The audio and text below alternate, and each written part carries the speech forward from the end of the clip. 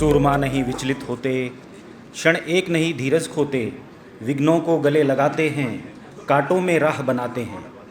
है कौन विघ्न ऐसा जग में, टिक सके वीर नर के मग में। खम ठोक ठेलता है जब नर, पर्वत के जाते पांव उखड़। मानव जब जोर लगाता है, पत्थर पानी बन जाता है।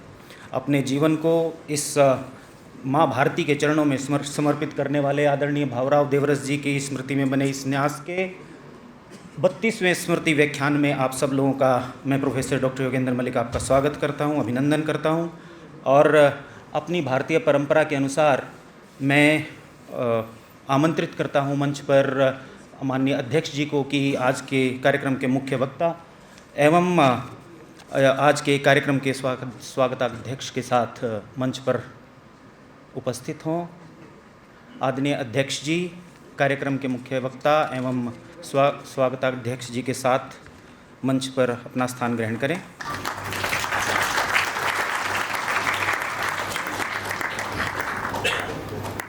अपनी भारतीय परंपरा के अनुसार कार्यक्रम का आरंभ हम दीप प्रज्वलन से करेंगे। मेरा आदरणीय सभी अतिथियों से निवेदन है कि दीप प्रज्वलन कर इस कार्यक्रम का आरंभ करें।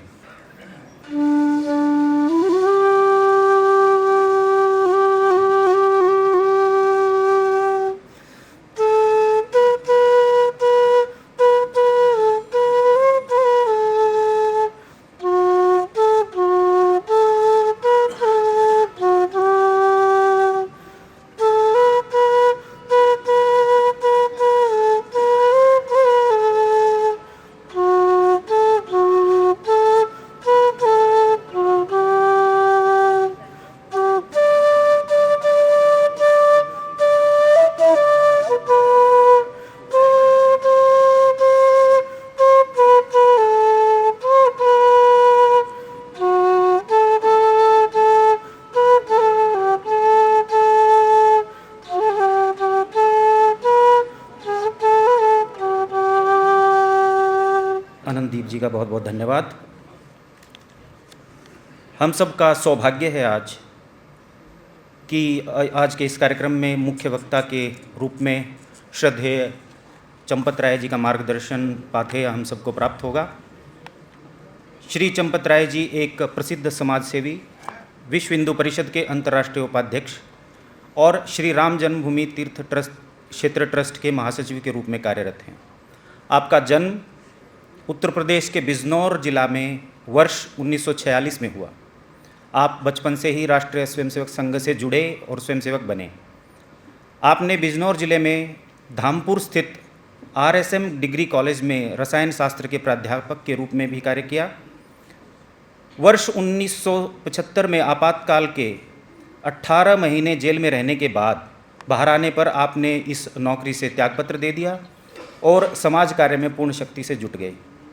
वर्ष 1980-81 में आप संघ के प्रचारक के रूप में कार्यरत हैं। 1986 में आपको विश्व हिंदू परिषद में भेजा गया, जिसमें आपने केंद्रीय संगठन मंत्री और संयुक्त महामंत्री सहित विभिन्न दायित्वों का कार्य किया। आप सुप्रीम कोर्ट में चली राम मंदिर के मुकदमे की सुनवाई में मुख्य पैरोकार एवं पक्षकार रहे। राम जन्मभूमि के पक्ष में महत्वपूर्ण साक्ष्य जुटाने और सुप्रीम कोर्ट में प्रस्तुत करने में आपकी बड़ी भूमिका रही। इस अति महत्वपूर्ण कार्य के लिए आपकी अहम भूमिका को देखते हुए लोग आपको प्यार से रामलला का पटवारी कहते हैं। राम मंदिर भूमि पूजन समारोह के आयोजन का प्रबंधन भी आपने ही किया। लिखा केवल इतना ही हुआ है, लेकिन जब मैं परिचय करवा रहा हूं तो एक कंपन मुझे अपने शरीर में अनुभव हो रहा है, क्योंकि वो 22 जनवरी का वो दिन मुझे याद आता है और आप में से बहुत सारे लोग उस समय उस कार्यक्रम में उपस्थित हुए। भारतीय संस्कृति के पुनर्जागरण का जो एक महायज्ञ उस दिन हुआ, उसमें जो सबसे बड़ी आहुति, अनेकों बड़ी छोटी बात नहीं, लेकिन जो एक आहुति चंपत राय जी ने दी है, उस के सबके साक्षी उस क्षण के हम हैं और उसी विषय पर आज हमको उनका मार्गदर्शन मिलेगा। मैं श्री गोविंद चौधरी जी जो अनमोल बिस्किट्स के MD हैं और श्री विष्णु जी जो कंस्ट्रक्शंस में इंडस्ट्रियलिस्ट हैं और हमारे न्यासी हैं, उनसे निवेदन करूंगा कि वह मंच पर आएं और मोमेंटो, शाल और पुष्पगुच्छ से हमारे मुख्य वक्ता का स्वागत करें, अभिनंदन करें।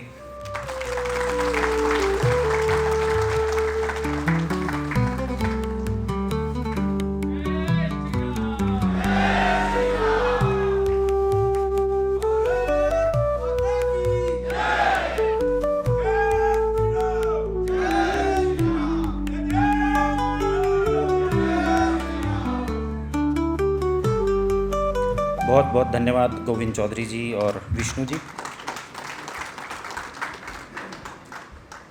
दूसरा परिचय हम सबके बीच में आज के कार्यक्रम के स्वागताध्यक्ष श्री अनिल गुप्ता जी।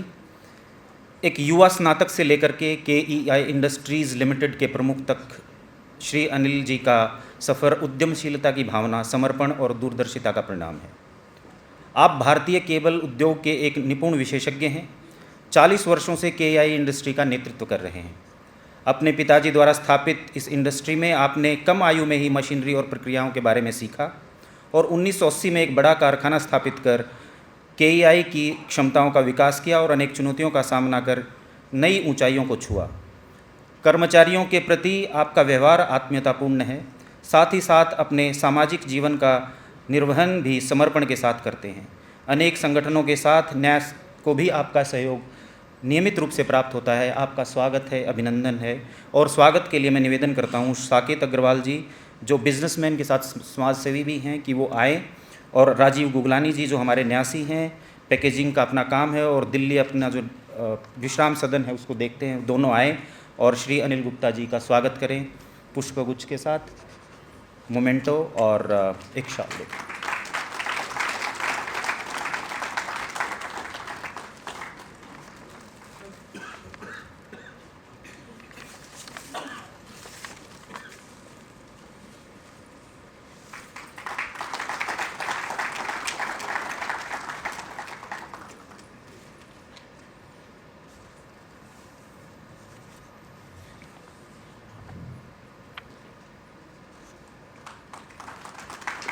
साकेत जी और राजीव जी का बहुत बहुत धन्यवाद।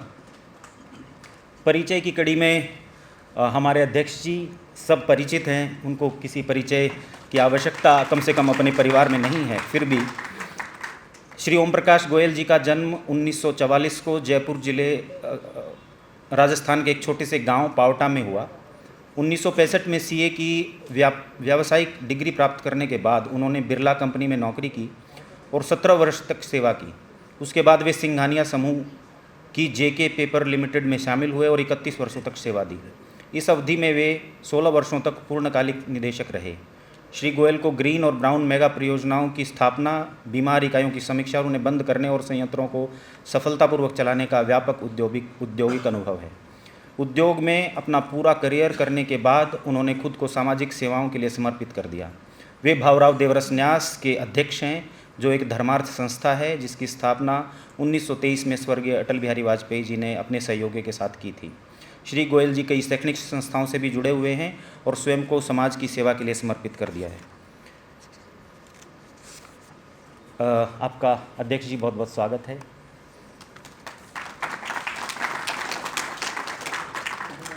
ख्वाहिशों से नहीं गिरते हैं फूल झोली में, ख्वाहिशों से नहीं गिरते हैं फूल झोली में, वक्त की शाख को हिलाना होगा, कुछ नहीं होगा कोसने से अंधेरों को, अपने हिस्से का दिया खुद ही जलाना होगा, अपने हिस्से का दिया खुद ही जलाना होगा। इस भावना के साथ भावराव देवरस सेवा न्यास अनेकों वर्षों से हम सब के बीच में कार्यरत है।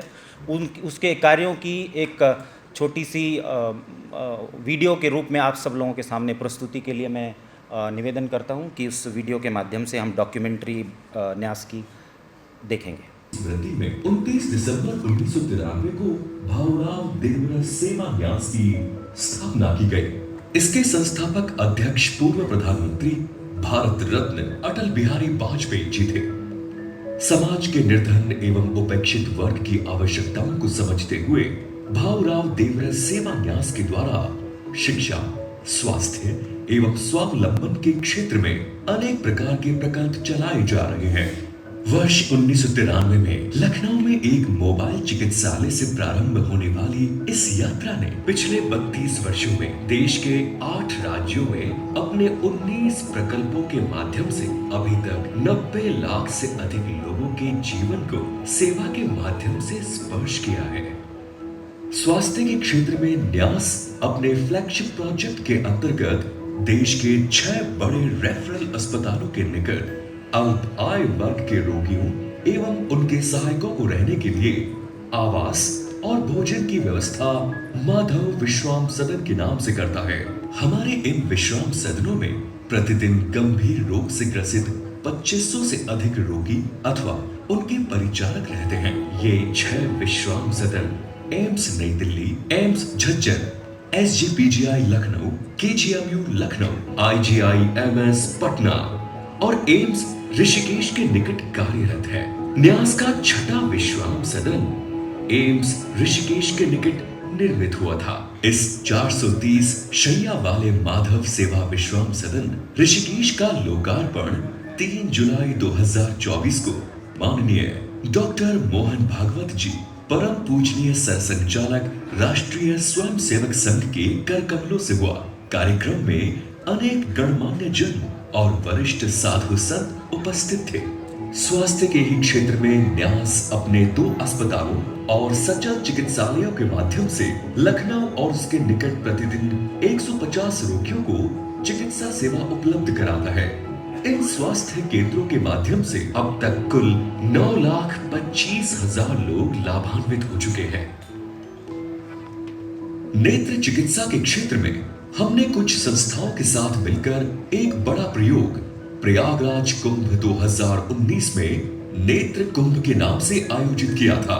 इसमें लगभग 2 लाख तीर्थ यात्रियों का नेत्र परीक्षण करके 1.5 लाख निःशुल्क चश्मों का वितरण किया गया। ऐसा ही आयोजन इस वर्ष के प्रयागराज महाकुंभ में भी आयोजित हुआ था। न्यास द्वारा 2 नेत्र चिकित्सालय लखनऊ में देवड़े नेत्र चिकित्सालय और तीर्थ नगरी अयोध्या में अशोक सिंघल नेत्र चिकित्सा संस्थान स्थापित किए गए हैं। इनके माध्यम से हम प्रतिदिन 150 से 200 चश्मे निःशुल्क प्रदान करते हैं। अभी तक 1,15,000 रोगी हमारी इन सेवाओं का लाभ ले चुके हैं। अक्षय सेवा प्रकल्प। न्यास के अक्षय सेवा प्रकल्प के माध्यम से हम दिल्ली के 4 बड़े अस्पतालों के सामने लगभग 1500 से 2000 रोगी और उनके परिवारजनों को प्रतिदिन दोपहर का भोजन कराते हैं। इसके द्वारा अभी तक लगभग 60 लाख से अधिक लोगों को भोजन कराया जा चुका है। शिक्षा के क्षेत्र में न्यास भाऊराव जी स्वयं एक मेधावी छात्र थे और विद्यार्थियों और प्रबुद्ध जनों के बीच में बहुत काम भी करते थे। इसी क्रम को आगे बढ़ाते हुए न्यास द्वारा महामना मालवीय जी की स्मृति में स्थापित महामना शिक्षण संस्थान द्वारा निर्धन किंतु मेधावी छात्रों के लिए निःशुल्क छात्रावास और प्रोफेशनल शिक्षा की तैयारी की व्यवस्था प्रदान की जा रही है। बालक और बालिकाओं के अलग अलग प्रकल्प हैं। चयन के पश्चात कॉलेज में उनके अध्ययन की पूर्ण व्यवस्था भी संस्थान करता है। हमारे इन प्रकल्पों में अब तक लगभग 190 विद्यार्थी प्रवेश पा चुके हैं। वर्तमान में 74 विद्यार्थी संस्थान में अध्ययनरत हैं। कुल 5 विद्यार्थी अपनी शिक्षा पूर्ण कर विभिन्न क्षेत्रों में कार्य कर रहे हैं और 64 सफल विद्यार्थी विभिन्न कॉलेजों में इंजीनियरिंग और मेडिकल की शिक्षा ग्रहण कर रहे हैं। वनवासी, पूर्वांचल और जम्मू कश्मीर आदि के स्कूलों में पढ़ने वाले छात्र छात्राओं को हम भाऊराव देवरा स्मृति छात्रवृत्ति भी प्रदान करते हैं।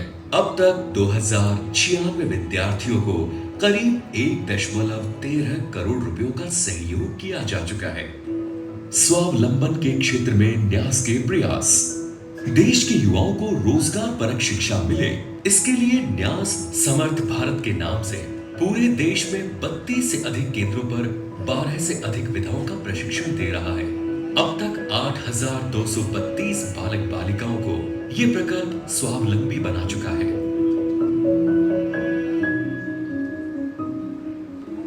विचार प्रबोधन में न्यास। समाज के प्रबुद्ध जनों के बीच राष्ट्रवादी विचार प्रबल हो, इसके लिए हम मासिक एवं अर्धवार्षिक पत्रिका प्रकाशित करते हैं। साथ ही प्रतिवर्ष एक व्याख्यान माला का आयोजन भी न्यास करता है। अब तक 31 व्याख्यान हो चुके हैं। 32वां व्याख्यान माला का आयोजन आगामी 13 सितंबर 2025 को दिल्ली में होना तय हुआ है। युवा साहित्यकारों को प्रोत्साहन देने के लिए प्रतिवर्ष 6 से 7 साहित्यकारों का सम्मान न्यास द्वारा किया जाता है। इसके द्वारा अभी तक 191 युवा साहित्यकारों को सम्मानित किया जा चुका है। सेवाभावी लोग समाज के सामने आए और समाज उनसे प्रेरणा प्राप्त करे, इसके लिए न्यास प्रतिवर्ष 2 सेवावृत्तियों का सम्मान करता है। अब तक देश के सभी प्रांतों से 60 व्यक्तियों और संस्थाओं का सम्मान न्यास ने किया है। वर्ष 2025 के अंत में 2 और सेवावृत्तियों का सम्मान करने की न्यास की योजना है। प्राचीन भारतीय जीवन और समाज दर्शन व उसकी वर्तमान परिप्रेक्ष्य में उपयोगिता की दृष्टि से इंडियन स्टडीज के लिए एक थिंक टैंक की भारतीय संस्कृति अध्ययन केंद्र के नाम से न्यास द्वारा स्थापना की गई है। न्यास के प्रकल्पों के लिए आगामी नए भवन निर्माण, लखनऊ में बालिकाओं का एक छात्रावास अक्षर सेवा प्रकल्प के लिए, दिल्ली में रसोई का निर्माण, अयोध्या में अशोक सिंघल स्मृति नेत्र चिकित्सालय का बड़ा भवन, लखनऊ में बालिका प्रकल्प का निर्माण कार्य प्रगति पर है। इसके साथ ही 2 विश्राम सदन और एक मुमुक्षु आश्रम स्थापित करने की दिशा में न्यास प्रयत्नशील है। लखनऊ में Kalyan Singh super speciality cancer institute एवं अस्पताल के निकट विश्राम सदन किच्छा, उत्तराखंड में एम्स के निकट विश्राम सदन और ऋषिकेश में माधव सेवा विश्राम सदन के निकट मुमुक्षु आश्रम। इन निर्माण कार्यों के लिए न्यास आप सभी से सहयोग करने का आह्वान करता है। भाऊराव देवरा सेवा न्यास ऐसे सुधीजनों को आमंत्रित करता है जो स्वामी विवेकानंद के ध्येय वाक्य नर सेवा नारायण सेवा के अनुरूप तन मन धन से सहयोग करना चाहते हैं। न्यास से जुड़कर आप हमारे इस ईश्वरीय कार्य में सहयोग भी कर सकते हैं। दान की राशि 80G एवं 12 AA के अंतर्गत आयकर मुक्त रहेगी। हमारी बैंक डिटेल इस प्रकार है।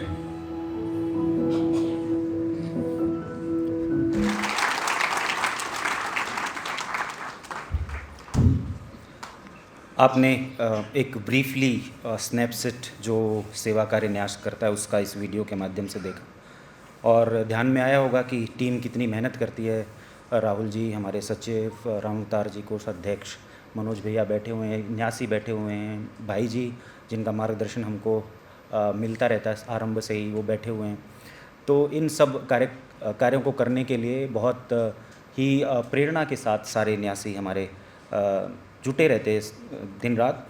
अब कार्यक्रम में आगे की श्रृंखला में स्वागत भाषण के लिए मैं श्री अनिल गुप्ता जी से निवेदन करता हूं कि वो आएँ और अपना स्वागत भाषण हम सबके सामने रखें। आदरणीय अनिल गुप्ता जी। मैं बहुत बहुत धन्यवाद करता हूं भाव देवरस सेवा न्यास का, जिन्होंने मुझे आज का स्वागत अध्यक्ष बनाया। भाऊराव देवरस सेवा न्यास के अध्यक्ष श्री ओम प्रकाश गोयल जी और श्रद्धेय चंपत राय जी, जिनके विचार सुनने को आज हम एकत्रित हुए हैं। आज के कार्यक्रम के वशिष्ठ अतिथि श्री शरद जयपुरिया जी, मेरे ख्याल से वो शायद आज आए नहीं हैं, और इस सदन में उपस्थित न्यास के पदाधिकारी गण और अन्य भाई बहन, मैं न्यास के पदाधिकारियों को हृदय से धन्यवाद करता हूं कि जो आज मुझे इस सुंदर कार्यक्रम का साक्षी बनने का अवसर दिया और श्री राम जन्मभूमि तीर्थ क्षेत्र के महासचिव श्रद्धेय चंपत राय जी का सम्मान करने का सुअवसर प्रदान किया। न्यास के पदाधिकारियों के साथ मेरा परिचय बहुत पुराना है। मैं न्यास के कुछ प्रकल्पों से जुड़ा भी हुआ हूँ। न्यास द्वारा शिक्षा, स्वास्थ्य और स्वावलंबन स्किल डेवलपमेंट के क्षेत्र में किए जा रहे सेवा कार्यों से मैं अत्यंत प्रभावित हुआ हूँ और जिस तरह के प्रोजेक्ट्स आगे प्रोजेक्ट किए गए हैं अभी इस वीडियो की प्रेजेंटेशन में, वो अपने आप में एक बहुत बड़ा कदम है, जिससे बहुत से अस्पतालों के नज़दीक में रोगियों और उनके जो उनके साथ जो लोग रहते हैं, जो उनकी सेवा के लिए आए हैं, उनको जगह, रहने की जगह और भोजन प्रदान करना, ये बहुत बड़ा पुण्य का कार्य है। शिक्षा के क्षेत्र में जिस तरह से न्यास स्कॉलरशिप्स दे रहा है और नए नए संस्थान स्थापित कर रहा है, ये भी एक बहुत बड़ा कदम है। हेल्थ के क्षेत्र में जो न्यास है या जो और सहयोगी इंस्टीट्यूशंस हैं जैसे विवेकानंद हेल्थ मिशन एट्सेट्रा, वो भी एक बहुत बड़ी सेवाएं इस देश में हमारे उस जनता को प्रदान कर रहे हैं जो जिनके पास धन नहीं है, जो अफोर्ड नहीं कर सकते, उनको एक अच्छी स्वास्थ्य सेवा की ज़रूरत है, एक स्वास्थ्य मेडिकल फैसिलिटीज़ की ज़रूरत है। तो उसके लिए मैंने अभी थोड़े दिन पहले देहरादून के पास विवेकानंद हेल्थ मिशन में एक हॉस्पिटल को देखा। मैं उससे बहुत ही प्रभावित हुआ। उसमें एक कैथ लैब का भी हमने एक लगाने का उद्घाटन किया और अभी वहाँ पर MRI सेंटर भी बनने जा रहा है, जो मेरे ख्याल से सितंबर एंड में ही उसका जो है इनॉग्रेशन होगा। इनमें से एक न्यास के इन कामों में मैंने देखा कि न्यास द्वारा देश भर में संचालित होने वाले 6 विश्राम सदन भी रोगियों और उनके सहयोगियों को रहने व खाने की उत्तम व्यवस्था प्रदान करने का एक अनुपम कार्य कर रहे हैं। इनमें से एक ऋषिकेश में निर्मित माधव सेवा विश्राम सदन के निर्माण कार्य को मुझे देखने का अवसर मिला। इस प्रकल्प से जुड़कर मैं अपने को धन्य समझता हूँ। मेरा मानना है कि न्यास से जुड़ना मेरे जीवन का एक महत्वपूर्ण कदम है और मैं आपको विश्वास दिलाता हूँ कि भविष्य में भी न्यास के प्रति तन मन धन से पूर्ण रूप से समर्पित रहूँगा और अपना सक्रिय योगदान देता रहूँगा। मैं सबसे ज़्यादा धन्यवाद देता हूँ बहुत सारे न्यास के जो डेडिकेटेड लोग हैं, जो उसके साथ जुड़े हुए हैं और जो बिना किसी एक्सपेक्टेशन के अपना टाइम लगाकर, अपनी एनर्जी लगाकर, अपना धन लगाकर, अपना तन लगाकर जो इसकी सेवा कर रहे हैं कंस्ट्रक्शन के कामों में, उसके मैनेजमेंट के कामों में, वो एक बहुत ही एप्रिशिएबल काम है और उसके लिए मैं उनका बहुत बहुत आभारी हूँ और धन्यवाद करता हूँ। और मैं उम्मीद करता हूँ कि और भी लोग न्यास से जुड़ेंगे और इस शुभ कार्य में अपना सहयोग प्रदान करेंगे। तो मैं बहुत बहुत धन्यवाद करता हूँ न्यास का कि उन्होंने मुझे अवसर दिया। थैंक यू सर, आप बहुत बहुत धन्यवाद। अभी आज जिस विषय की चर्चा के लिए हम सब उपस्थित हुए हैं और जिनका पाथेय हमको प्राप्त होगा, राम मंदिर भारत के सांस्कृतिक पुनरुत्थान की यात्रा, इस विषय पर उद्बोधन माननीय चंपत राय जी का एक एकल गीत के पश्चात, एकल गीत के लिए मैं पुरुषोत्तम जी संस्कार भारती को आमंत्रित करता हूं। और क्योंकि उसके बाद सीधा व्याख्यान होगा तो मैं बोल नहीं पाऊंगा, इसलिए चंपत राय जी के लिए एक शेर। परिंदों को नहीं दी जाती तामील उड़ानों की, परिंदों को नहीं दी जाती तामील उड़ानों की, वो खुद ही तय करते हैं मंजिल आसमानों की। जो रखते हैं हौसला आसमानों को छूने का, उनको होती नहीं परवाह गिर जाने की। आपने उनके जीवन से यह देखा होगा, पाया होगा। और इस विषय पर स्वयं चंपत राय जी का उद्बोधन एक एकल गीत के बाद हमें प्राप्त होगा। जयकारा श्री राम का, जयकारा श्री राम का, जयकारा श्री राम का, जयकारा श्री राम का। क्यों न लगाए खुलकर अब हम जयकारा श्री राम का। युगों बाद लौटा है गौरव गर्व अयोध्या धाम का।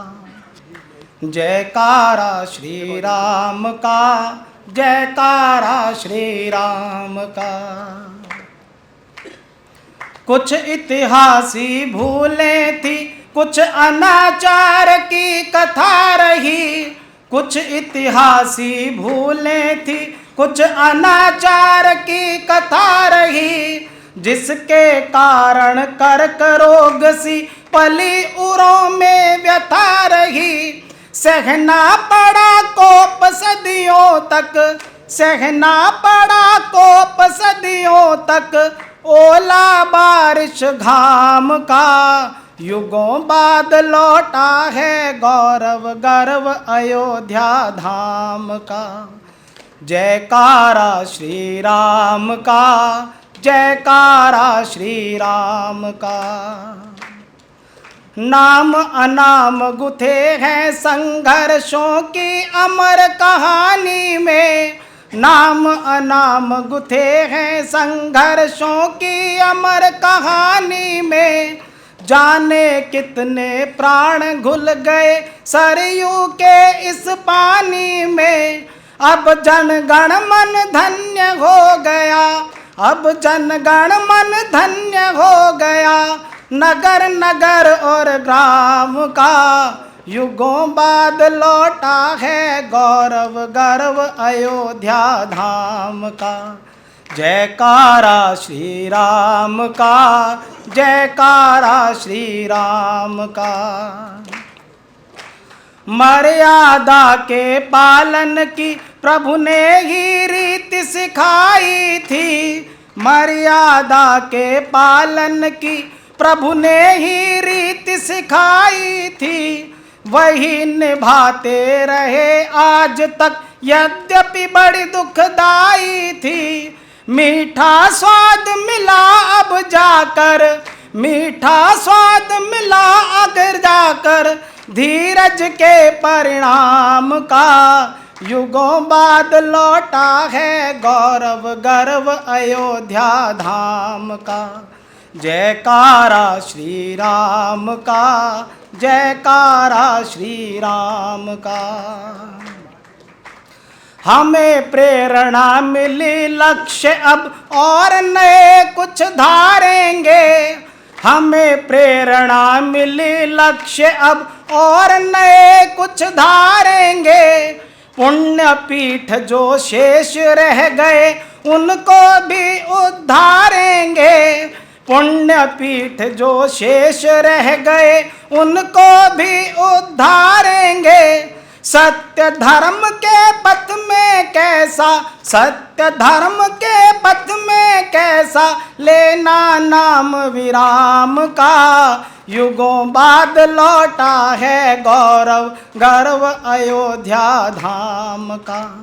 जयकारा श्री राम का, जयकारा श्री राम का, जयकारा श्री राम का, जयकारा श्री राम का। क्यों न लगाए खुलकर अब हम जयकारा श्री राम का। युगों बाद लौटा है गौरव गर्व अयोध्या धाम का। जयकारा श्री राम का, जयकारा श्री राम का, जयकारा श्री राम का, जयकारा श्री राम का।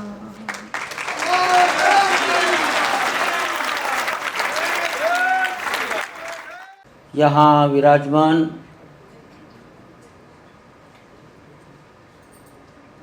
मेरे अग्रज और भावरों के साथ उनकी इच्छाओं के अनुसार जिन्होंने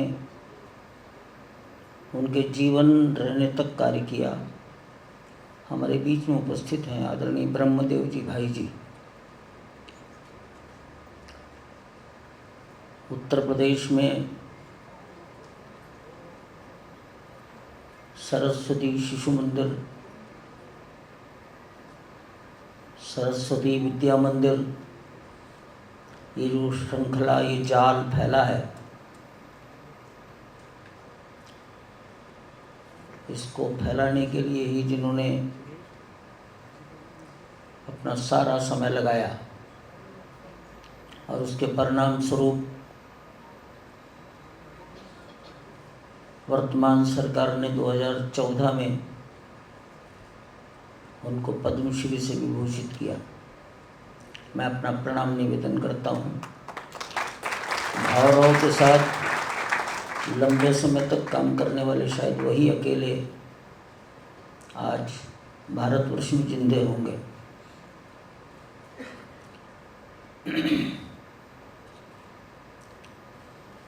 हमें ये भावरों कौन है, बड़ी उपाधियाँ उनके लिए आई, विचारक, चिंतक, समाज सेवी वगैरह वगैरह।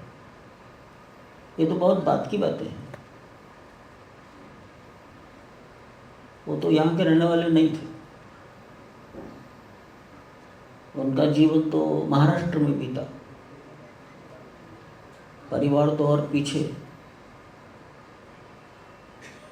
लेकिन हाँ, राष्ट्रीय स्वयंसेवक संघ से उनका संबंध आ गया, शायद 10 साल 12 साल की आयु में आ गया होगा। दोनों भाइयों का, उनसे एक बड़े भाई और ये, और वो संपर्क बढ़ने लगा, या कहो संघ के प्रारंभकर्ता डॉक्टर केशव बलिराम हेडगेवार का सोच, विचार, बातचीत उनके हृदय में बैठने लगी। और आगे पढ़ना ही है तो नागपुर में पढ़ के क्या करोगे, लखनऊ पढ़ लेना। और वो 20 साल की आयु में लखनऊ आ गए थे। भावराव 1937। काल कैसा था, साधन क्या थे, मैंने सुना है, भाई जी तो जानते ही होंगे कि रात को स्ट्रीट लाइट जो रहती थी उसके नीचे बैठकर पढ़ते थे। और उस समय शायद सुविधा थी कि 2-2 परीक्षाएं एक साथ दे सकते हैं, तो उन्होंने ग्रेजुएशन और LLB सब एक साथ कर लिया। उद्देश्य तो हिंदू संगठन का जो बीज नागपुर से चला उसको उत्तर प्रदेश में फैलाना था। हिंदू संगठन कहो, देशभक्ति जगाना कहो, हिंदू स्वाभिमान जागरण कहो, और एक शब्द कहना है तो हिंदुस्तान का सांस्कृतिक पुनरुत्थान, ये उनके जीवन का था। अब उस समय क्या था, तो ये समाज जिसको कोई महत्व ही नहीं देता था, उपेक्षित कार्य था।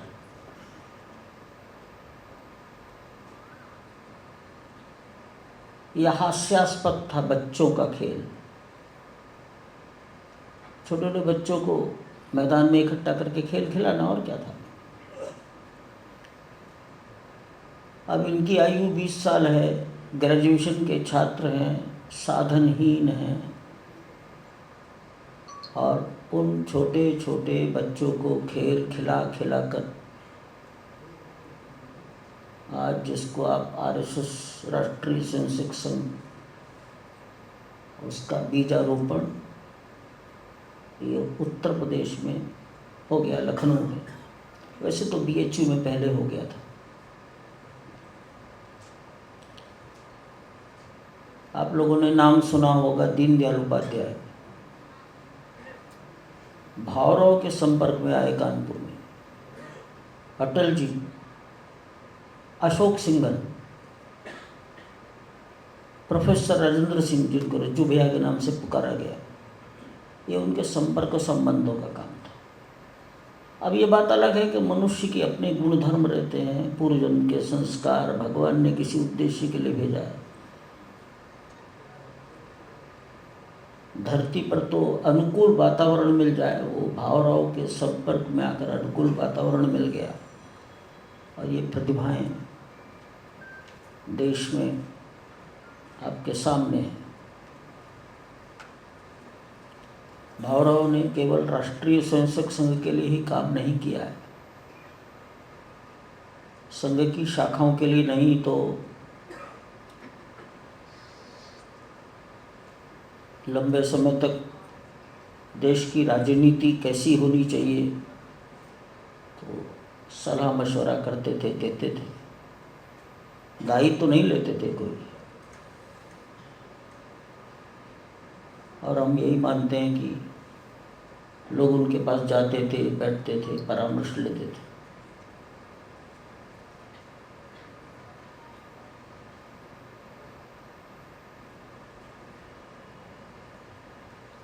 पंजाब में जब मारकाट चल रही थी तब उन्होंने अशोक जी को कहा, इसके लिए कुछ साधु संतों को प्रयास करो कि पंजाब में सिख और सहजधारी, केशधारी सहजधारी, इनके बीच में खाई न बढ़े। और फिर एक कार्यक्रम किया गया था,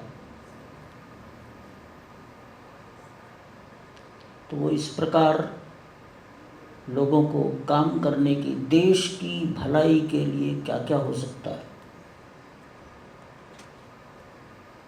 मैं कल भाई जी के पास चला गया मिलने, अनेकों वर्षों बाद। मैंने भाई जी को कहा कि जो आज उत्तराखंड है, इसके पीछे भावराव का चिंतन था। हरिद्वार में, मैं कहूँगा भाई जी को कहा उन्होंने, जरा पहाड़ों में घूमो, देखो क्या है, समाज क्या चाहता है। और फिर हरिद्वार में पर्वतों में निवास करने वाले तमाम कार्यकर्ताओं को इकट्ठा किया गया और मुक्त बोलिए, कुछ छिपाकर मत बोलिए, मुझे प्रिय लगेगा कि अप्रिय लगेगा विचार छोड़ दो, जो हृदय में है वो बोलो। और भावराव एक अलग तख्त लगाकर लेट गए, केवल सुनते रहे। उस कार्यक्रम का, लोगों का रहन सहन की चिंता मैंने की थी। और उसके बाद उत्तराखंड का नए राज्य के निर्माण का कार्य हाथ में लो, ये बात आगे बढ़ी। और वो इस प्रकार सीमावर्ती राज्य है, वहाँ सुख शांति बनी रहनी चाहिए, समाज की इच्छाओं का आदर हो जाए, ऐसा वो सोचते ही रहते थे। कल भाई जी ही मुझे बताने लगे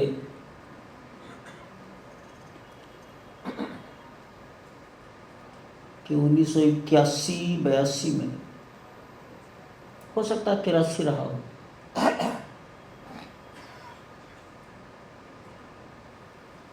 संघ के एक कार्यकर्ता और एक कांग्रेस के नेता, ये दोनों राम जन्मभूमि पर अपनी बात कहने के लिए, रखने के लिए भावराव के पास गए थे।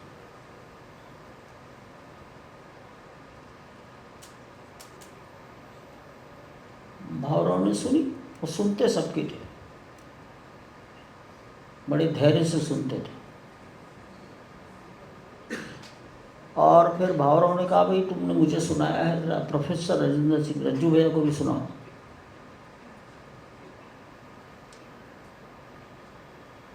इससे समझ में आता है कि वो अकेले निर्णय नहीं करते थे।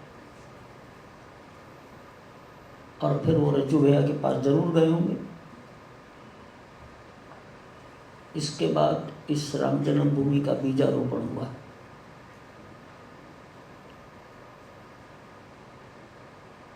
तो इस सांस्कृतिक पुनरुत्थान की जो गाथा है, मेरी दृष्टि से तो 1925 से चल रही है। भावराव का तो सारा जीवन इसी काम के लिए गया। 1992 में उनका शरीर शांत हुआ। मैं प्रयागराज में संगम तट पर तब गया था।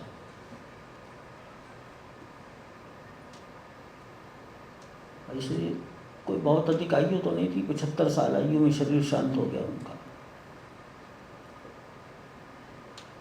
तो एक ऐसा व्यक्ति था जिसने अपने जीवन के लंबा समय 1937 से घर छोड़कर लखनऊ आए और 37 से प्रारंभ करिए और 1992 में शरीर शांत हो गया। इस अवधि में दूसरा कोई काम किया ही नहीं। हिंदू समाज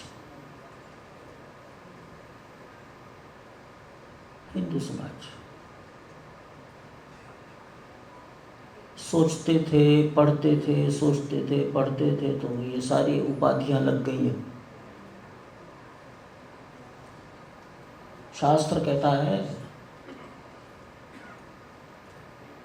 कोई रस्सी बार बार पत्थर पर भी चलेगी तो दाग पड़ जाता है। करत करत अभ्यास के जड़मति होत सुजान।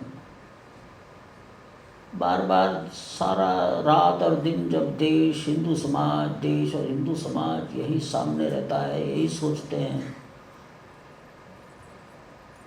तो फिर भगवान भी वैसा ही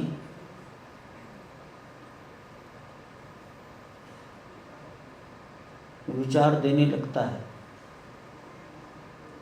उसी का ये सब परिणाम है।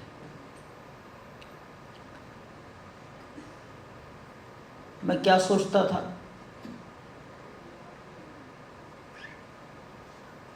राम जन्मभूमि का जब शुरू हो गया, 84 में शुरू हो गया, 7 अक्टूबर 1984, और बीजारोपण हो गया 6 मार्च 1983 मुजफ्फरनगर। तो मैं सोचता था कि गुलामी की निशानियां हटाने का काम तो देश में 1947 से शुरू हो गया।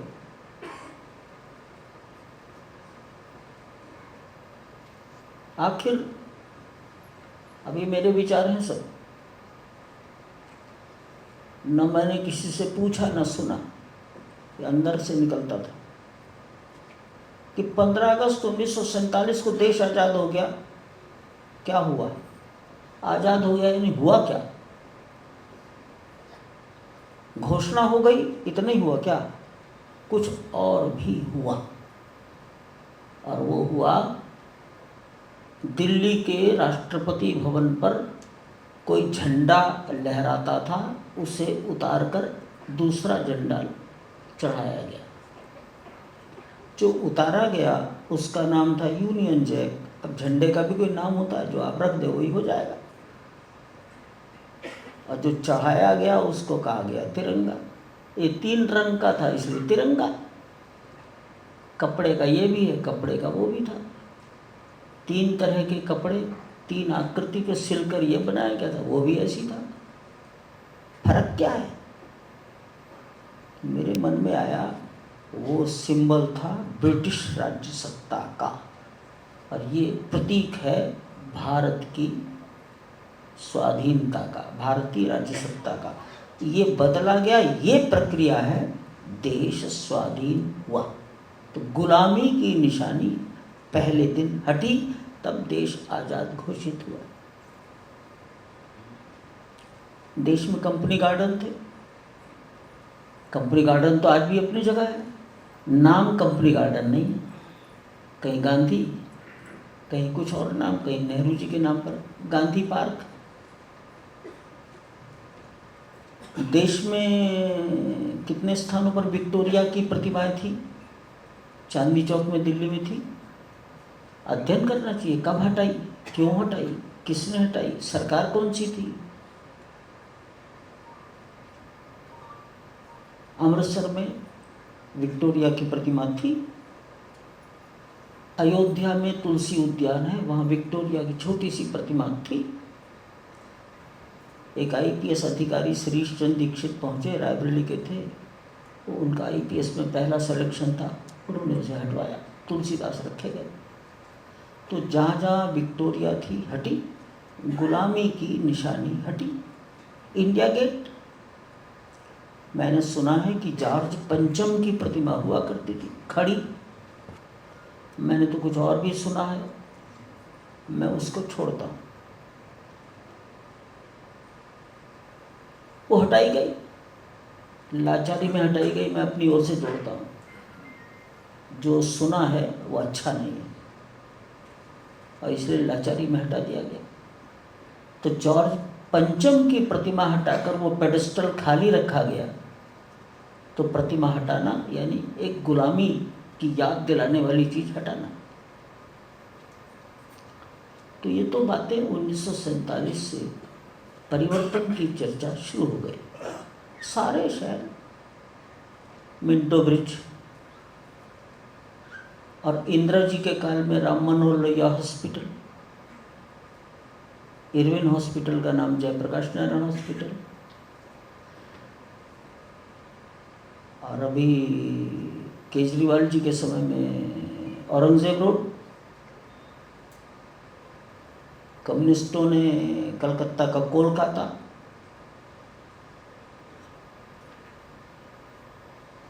केरल में कम्युनिस्टों की सरकार रही, सारी सरकार रही। त्रिवेंद्रम नाम रखा गया थिरुवनंतपुरम, कालीकट, कोझिकोड, कोचीन, कोच्चि, ये नाम परिवर्तन ब्रिटिश राज्य सत्ता के द्वारा रखे गए नाम सब बदले गए। मद्रास, चेन्नई किस सरकार ने किया? तो सभी विचारों के लोगों ने अंग्रेजी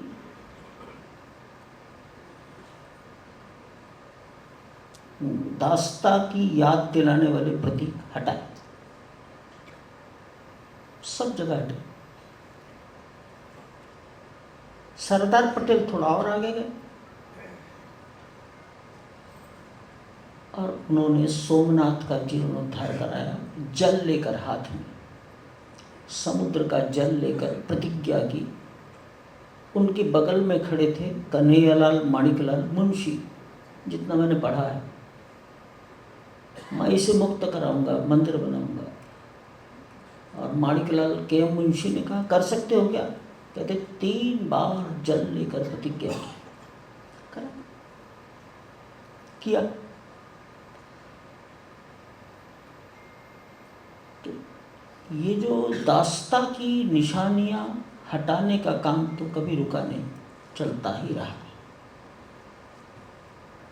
सोमनाथ ये ब्रिटिश राज्य सत्ता से पूर्व की दास्ता या पूर्व का संघर्ष, क्योंकि हम कई बार आपस में बात करते हैं संघ में कि हमने दास्ता तो कभी स्वीकार ही नहीं की। देश के किसी न किसी हिस्से में लोग लड़ते रहे और ब्रिटिश राज्य सत्ता भी संपूर्ण भारत पर कभी राज्य स्थापित नहीं कर सकी। पौड़ी में अंग्रेजों का राज्य था, टिहरी में नहीं था। टिहरी राजा के अधीन था। आसाम, इस्लामिक राज्य सत्ता भी कभी भारतवर्ष में संपूर्ण भारत पर एक छत्र राज्य नहीं कर पाई, शांति से तो कभी रहने ही नहीं दिया। बुंदेलखंड में छत्रसाल, महाराष्ट्र में छत्रपति शिवाजी, राजस्थान में सारे राजा महाराणा प्रताप, मेवाड़ का सारा राजतंत्र, गुरु गोविंद सिंह के बलिदान, कहीं ना कहीं कोई ना कोई हर काल में चलता ही रहा। दास्ता तो स्वीकार ही कभी नहीं हुई। अयोध्या में अयोध्या की जनता, अयोध्या का साधु समाज, अयोध्या कितनी बड़ी है? 2011 की जनगणना में अयोध्या की आबादी 55,000 है और उस 55,000 में 3/4 से ज़्यादा साधु हैं। जितने गृहस्थ साधुओं के आश्रम संचालन के लिए चाहिए वही आबादी गृहस्थों की है, परंतु 1528 से लेकर कभी भी 1949 तक इस छोटी सी साधु संतों की टुकड़ी ने चैन से नहीं बैठने दिया। तो कोई शब्दों की लड़ाई नहीं होती थी, तलवारों की लड़ाई चलती थी। तलवार की लड़ाई चलेगी तो किसी न किसी गर्दन कटेगी, इधर कटे या इधर कटे, एक तरफा तो कभी होता नहीं। तुमने हमारे 4 मारे तो हमने 2 तो हमने भी मारे। राज्य सत्ता किसकी है? अयोध्या तो मुगलों की राज्य सत्ता के अधीन रहा है, तो न वो रोक पाए इस लड़ाई को, न अंग्रेज रोक पाए इस लड़ाई को, लेकिन वह मारकाट चलती ही थी जो कभी रुकी ही नहीं। 75 लड़ाइयों का वर्णन किताबों से निकाल कर इतिहासकारों ने सुरक्षित रखकर अदालत को दिया है। इतिहासकारों ने, professor Harsh Narayan, professor B.R. Grover, revenue records, 1934 में किसी कारण, मैं कारण भी जानता हूँ, अयोध्या में मारकाट हो गई। शब्द को सही सोच समझकर प्रयोग कर रहा हूँ मैं। कितने मरे, कितने कटे, मालूम नहीं कितने कटे। मैं कह देता हूँ 60-50। शमशान घाट तक कोई नहीं गया। साधुओं में समाधि बन जाती और वहाँ कब्र बन जाती, और क्या, गड्ढा खोदा लगा दिया। साधु है तो समाधि हो गई, वो नहीं तो कब्र हो गई। 1934 इस टर्निंग पॉइंट को भूलना नहीं चाहिए। 1934 में राज्य सत्ता किसकी? राज्य सत्ता है ब्रिटिश गवर्नमेंट की। उस गवर्नमेंट ने अयोध्या की हिंदू जनता पर पेनल्टी लगाई 84,000 रुपीज 1934। आज कितना रुपया? अयोध्या के केवल एक परिवार ने अपने घर से 84,000 रुपया निकालकर सरकार के ट्रेजरी में जमा कर दिया। रिकॉर्डेड 1935 मान लीजिए, 36 मान लीजिए, 34 मान लीजिए, रिकॉर्डेड 84,000 रुपया एक परिवार ने। उसी से रिपेयर कराया गया 1936 में। इसलिए जब वो गिरा तो उसमें से 1936 की ईंटें निकली, 36 की ईंटें निकली।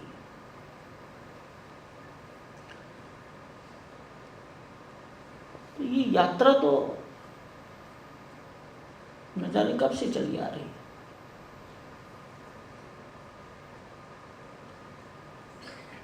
अब 36 में निकल गया। परिणाम ये हुआ कि उसके बाद अयोध्या में कोई हिंदू मुस्लिम राइट नहीं हुआ। इतनी मारकाट हो गई थी, नहीं हुआ। और 1947 आ गया, देश आजाद हो गया। 15 अगस्त 1947 या अगस्त 1947। तो अगस्त 1948 को 12 महीने पूरे हो गए और अगस्त 1949 को 24 महीने पूरे हो गए। सितंबर, अक्टूबर, नवंबर, दिसंबर 4 महीने और जोड़ दो। 28 महीने बाद 22 दिसंबर 1949। दिल्ली के लोग जानते होंगे दिसंबर में कितनी ठंड पड़ती है, वैसी अयोध्या में ही पड़ती है। यूपी में भी ऐसी ठंड पड़ती है। रात की कड़कड़ाती सर्दी में 40-50 नौजवान खड़े हुए, एक साधु का नेतृत्व मिला,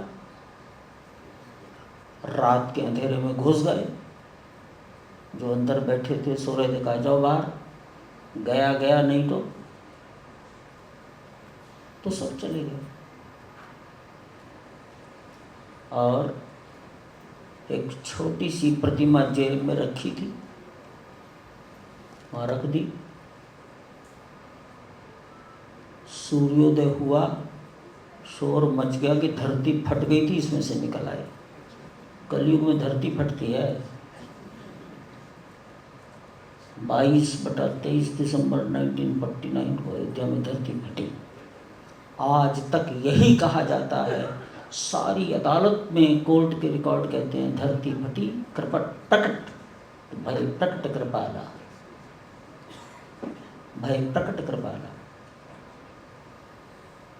अब इसको किस श्रेणी में रखेंगे? हाँ, कुछ लोगों तक सीमित रहा वो काम। अयोध्या के 40-50 नौजवानों तक सीमित रहा। वो कब्जा आज तक बरकरार है, उसी पर मंदिर बन रहा है। उस कब्जे को हटाने के लिए प्रयास किए गए।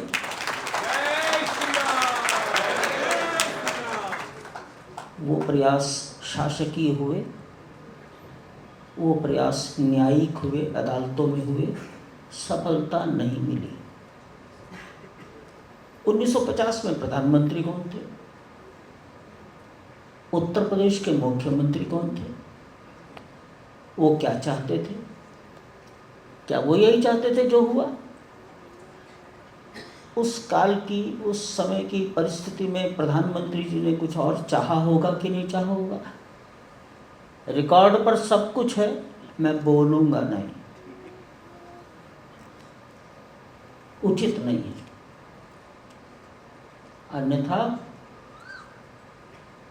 ये होता ही नहीं।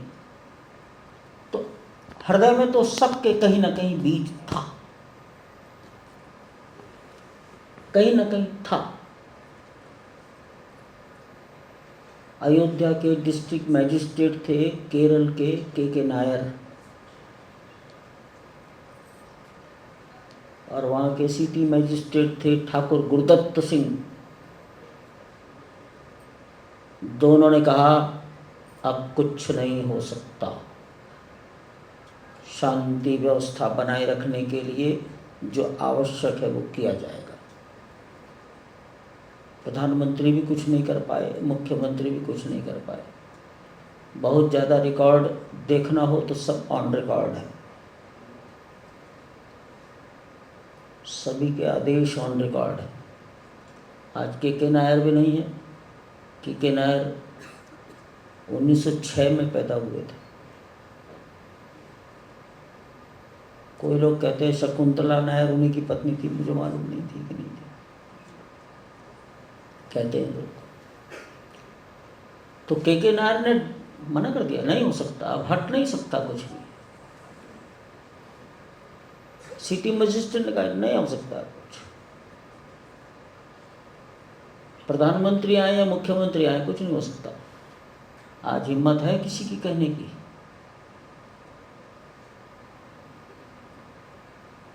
कोई डिस्ट्रिक्ट मैजिस्ट्रेट, कोई सिटी मैजिस्ट्रेट प्रधानमंत्री और मुख्यमंत्री की बात काटने की हिम्मत कर सकता है? 1950 देश तो नया नया आज़ाद हुआ था, सारा देश तो नेहरू जी के लिए भक्त था। तो ये प्रक्रिया, ये तो एक सतत चली आ रही प्रक्रिया है। हाँ, आज कुछ और दिख रहा है, और इसलिए मैंने कहा कि शासकीय प्रयास, राजनीतिक प्रयास, अदालती प्रयास सब असफल हो गए। लेकिन जनता की जागरूकता,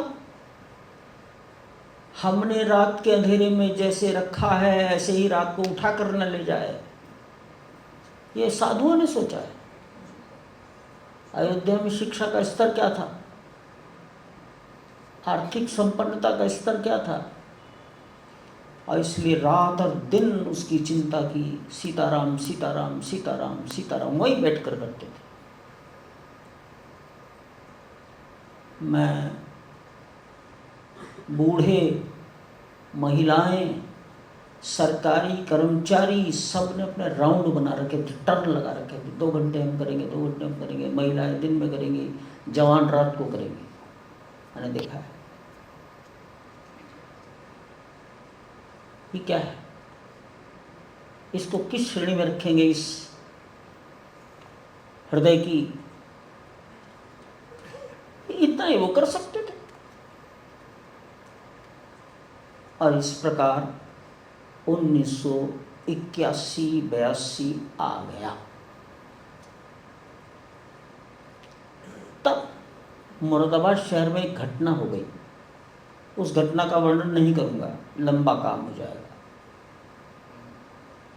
उस घटना ने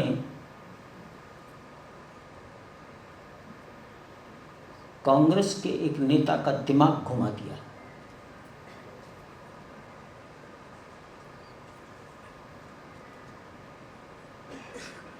किसी ने सलाह दी, संघ के कार्यकर्ता ने, प्रचारक ने, कि आपको अपनी बात भावराव को बतानी पड़ेगी। भावराव ने सुनी और कहा, तुम बोले जोहिया को बताओ। अब वो चाहते थे अब समय आ गया है, अयोध्या मथुरा काशी मुक्त कराओ। कांग्रेस के नेता थे दाऊदयाल खन्ना, मुरादाबाद से 5 बार विधायक रहे। बाबू चंद्र भानुगुप्त की मंत्रिमंडल में हेल्थ मिनिस्टर रहे।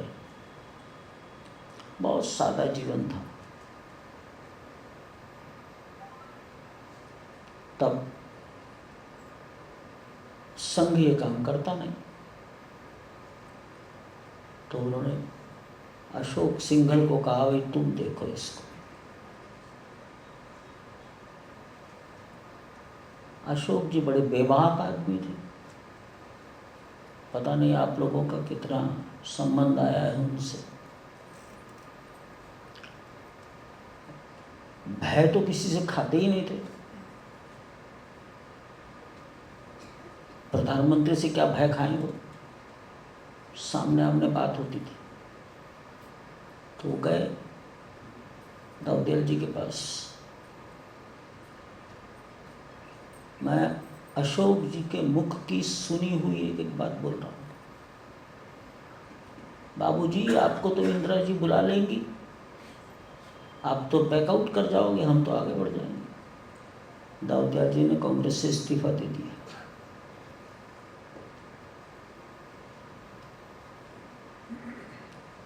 तब ये बात आगे बढ़ी। फिर सोचा गया अब क्या करना है। उतना ही सोचा गया जो संभव है, और ये विचार हुआ कि ये बात देश के करोड़ों लोगों तक पहुंचनी चाहिए। देश के हजारों साधु संतों के हृदय में वही आग लगनी चाहिए जो आपके हृदय में है। यहाँ से शुरुआत होती है। दाऊदयाल जी के हृदय में जो अग्नि है, वो अग्नि देश में और कितने लोगों के हृदय में है। इसमें तो कष्ट सहना पड़ेगा, बलिदान करना पड़ेगा, घर छोड़ना पड़ेगा, सरकार के डंडे खाने पड़ेंगे। अनुकूलता का वातावरण नहीं है, समाज में वातावरण बनाना पड़ेगा। इसका नाम क्या रखा गया, ये भी बहुत ध्यान देना। तो इसका नाम आंदोलन नहीं रखा गया, इसका नाम रखा गया यज्ञ। यज्ञ कहते हैं समाज की भलाई के लिए किया गया कार्य, जिसमें केवल स्वाहा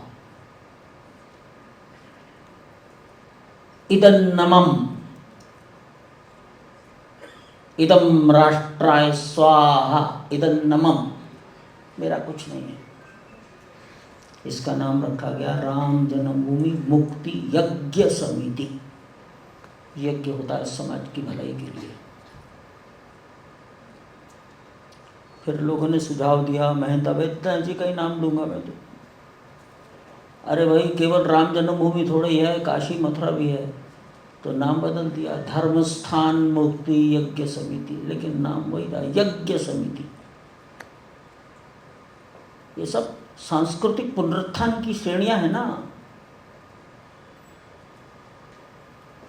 और बात अयोध्या की बात राम तो सारे भारत के हैं।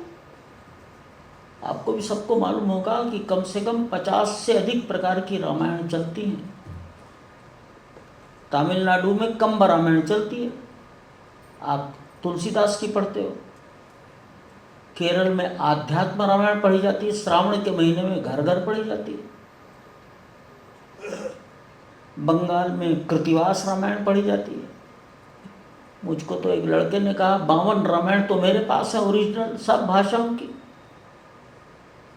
तो राम तो सबके हैं।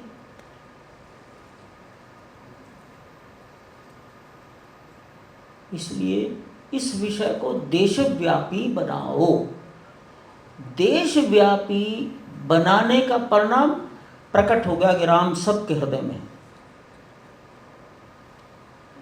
उसका फल है 1990, उसी का फल है 1992, जिसमें कहते हैं कि वहाँ इतने लाख लोग आ गए और वो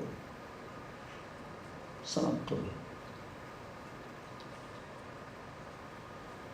अब ये बात तो ज़रूर है कि ढांचा गिरने के बाद 4 राज्यों की सरकारें चली गई, अन्यथा तो केवल उत्तर प्रदेश की जानी चाहिए थी। कल्याण सिंह को सस्पेंड कर देते, कर दिया 4 राज्यों को।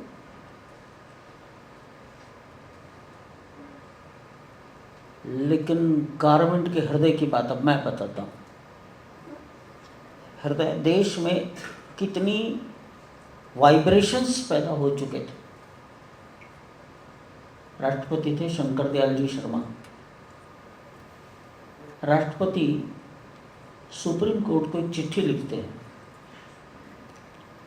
इसको कहा गया है रेफरेंस क्वेश्चन। रेफरेंस क्वेश्चन सर्वोच्च न्यायालय को चिट्ठी लिखकर कहते हैं कृपया हमें सलाह दीजिए। राष्ट्रपति कह रहे हैं सर्वोच्च न्यायालय को, हमें सलाह दीजिए कि ये जहाँ पर मस्जिद खड़ी थी, इसके निर्माण के पहले वहाँ क्या था। अब 1528 के पहले वहाँ क्या था।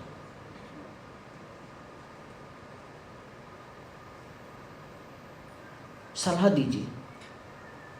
सलाह मांगी गई है, निर्णय नहीं लिया गया। कॉन्स्टिट्यूशन का क्लॉज होगा कोई, उस क्लॉज का उल्लेख है उसमें। 5 न्यायाधीशों की बेंच बनी। Justice Venkatachaliah chief justice थे।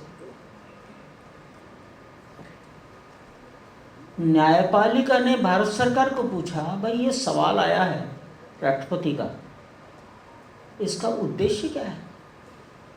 अगर हमने सलाह दे दी तुम क्या करोगे, तुम भी कुछ कमिट करो। तो भारत सरकार के तत्कालीन अटॉर्नी जनरल ने एक एफिडेविट दिया है कोर्ट को। मालूम नहीं वो आजकल जीवित हैं कि नहीं, दीपांकर गुप्ता।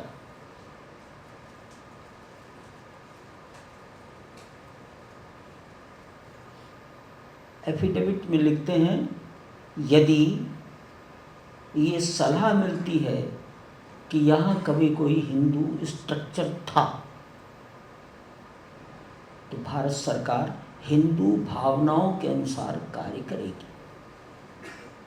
और यदि ये सलाह मिलती है कि यहाँ कोई हिंदू स्ट्रक्चर था ही नहीं, बैरन लैंड, बंजर भूमि, खाली बेकार जमीन पड़ी थी, तब हम मुस्लिम समाज की भावनाओं के अनुसार व्यवहार करेंगे। तो इसका मतलब सरकार के हृदय में कहीं ना कहीं कुछ था।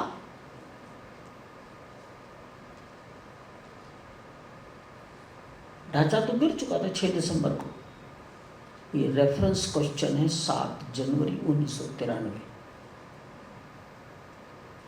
इस सवाल पर सुप्रीम कोर्ट के 5 न्यायाधीशों ने विचार किया है। 7 जनवरी 1993, तो इसका मतलब सारा 1993 के 12 महीने। और निर्णय आया है अक्टूबर 1994 को, तो 10 महीने वो लगा लीजिए, तो 10 और 12 22 महीने। तो मेजॉरिटी माइनॉरिटी पर निर्णय हुआ है।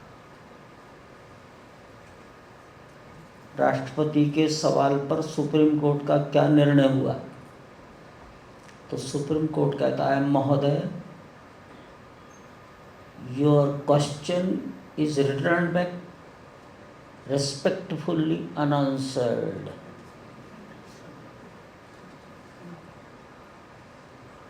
Reference question is returned back respectfully unanswered. आपके सवाल का उत्तर जुडिशियल प्रोसेस से दिया जाएगा। तो सरकार की मंशा प्रकट होगी, और इसलिए जुडिशियल प्रोसेस शुरू हो गया। ये शुरू हुआ 95 में। मुकदमे चल रहे थे सब डिस्ट्रिक्ट कोर्ट में। अरे वहाँ तो 1950 से चल रहे थे। तो मुख्यमंत्री कौन थे उत्तर प्रदेश में?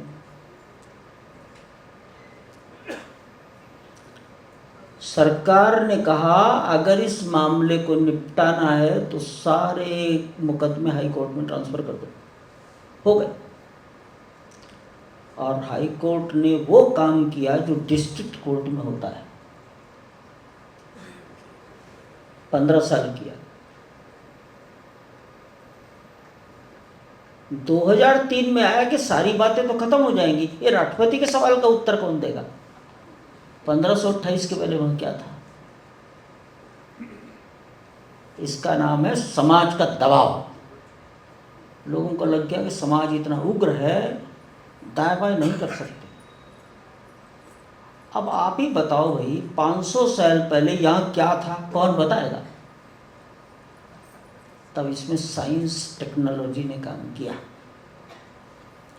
एक जस्टिस, वो बार बार दिल्ली आते थे, जिंदे हैं अभी, प्रयाग में रहते हैं, सुधीर नारायण अग्रवाल।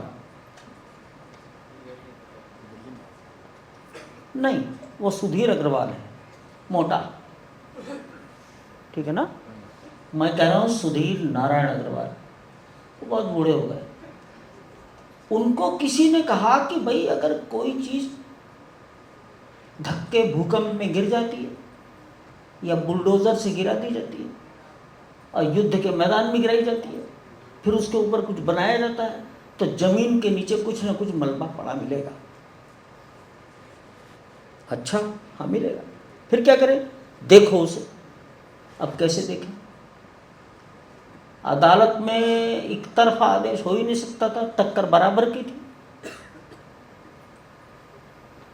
तो किसी ने सुझाव दिया राडार तरंगों से जमीन के नीचे की फोटोग्राफी होनी चाहिए। आईआईटी दिल्ली को पत्र लिखा गया। मैं आईआईटी के डायरेक्टर से मिलने आया, सर प्रामाणिकता से काम करना। रात का समय था, मैं पहुंच गया। आईआईटी रुड़की को पत्र आया, दोनों ने कह दिया हमारे पास एक्सपर्टाइज नहीं है, बैकआउट कर गए। दोनों बैकआउट कर गए। अब एएसआई को कहा गया बताओ कैसे होगा, तब उन्होंने कहा कि कनाडा में इसका एक्सपर्टाइज है। तो कनाडा को साइंटिस्ट बुलाया गया, प्राइम मिनिस्टर थे अटल जी। 2003 आए वो, छोटी सी मशीन 60-70 स्थानों पर रखी और ज़मीन के नीचे की 5.5 मीटर तक की फ़ोटो खींची और एक रिपोर्ट बनाकर दे दी कि ज़मीन के नीचे दूर दूर तक एक स्ट्रक्चर दिखाई दे रहा है, ह्यूज स्ट्रक्चर।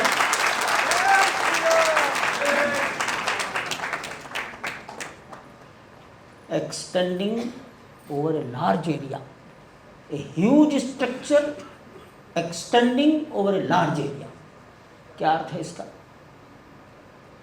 लेकिन अब उसे तो दिखाई दे रहा है, जज को तो कुछ भी दिखाई नहीं देता, उसे तो कानून दिखाई देता है। तो उसको देखो, अब उसने इतना लिख दिया कि इसका साइंटिफिक ट्रूथिंग होना चाहिए।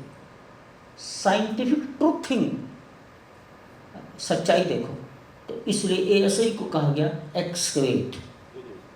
और वो कहाँ एक्सकेवेशन करना? जहाँ पर फोटोग्राफी हुई, ऑन द सेम स्पॉट, क्योंकि उस राडार रिपोर्ट को वेरीफाई करना था। अब हाई कोर्ट के आदेश समझ लीजिए, इसको कहते हैं समाज का जागरण। 40% लेबर मुस्लिम होगी। इन राइटिंग ऑर्डर्स हैं सब। 100% वीडियोग्राफी ऑडियोग्राफी होगी। हर एक पार्टी अपना रिप्रेजेंटेटिव रखेगी, साइन करके एंट्री करना होगा। 2 ऑब्जर्वर बैठेंगे, एक हिंदू एक मुसलमान, और दोनों ऑब्जर्वर एडिशनल डिस्ट्रिक्ट जज होंगे। 6 महीने चला, सब कुछ निकल आया। और एएसआई ने 2 वॉल्यूम दिए, एक में केवल टेक्स्ट है और एक में केवल फोटोज हैं। टेक्स्ट में चैप्टर्स हैं, तो लास्ट चैप्टर है रिजल्ट्स। उस रिजल्ट्स में भी 5, 6, 7 पेज हैं। आखिरी पेज की आखिरी पैराग्राफ की आखिरी लाइन, यहाँ कोई ना कोई नॉर्दर्न इंडियन स्टाइल का टेम्पल होना चाहिए।